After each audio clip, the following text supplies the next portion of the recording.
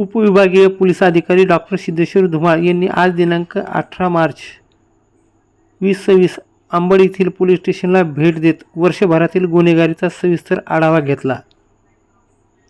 यामध्ये दाखल गुन्हे, निकाली काढलेले गुन्हे तसेच मिसिंग आणि चोरीच्या प्रकरणाचा विशेष आढावा घेण्यात आला आहे। यावेळी ठाणेदार संतोष घोडके व पोलीस कर्मचारी यांची उपस्थिती होती। डॉक्टर धुमाळ यांनी पोलीस अधिकाऱ्याच्या दैनंदिन कामकाजातील अडचणी जाणून घेत त्यांच्याशी संवाद साधला। मी स्वतः डॉक्टर असल्याने सर्वप्रथम तुमचे आरोग्य महत्त्वाचे आहे। नियमित व्यायाम करा, आरोग्य सांभाळा। तुम्ही निरोगी असाल तरच कर्तव्य उत्तम प्रकारे पार पाडू शकतात, असे मार्गदर्शन त्यांनी केले।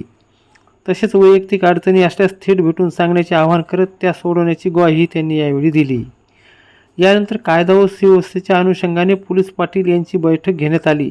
स्थानिक पातळीवरील तक्रारीची शहानिशा करून घटनास्थळी जाऊन माहिती घेण्याचे तसेच पोलीस स्टेशनला कळवण्याचे निर्देश यावेळी देण्यात आले।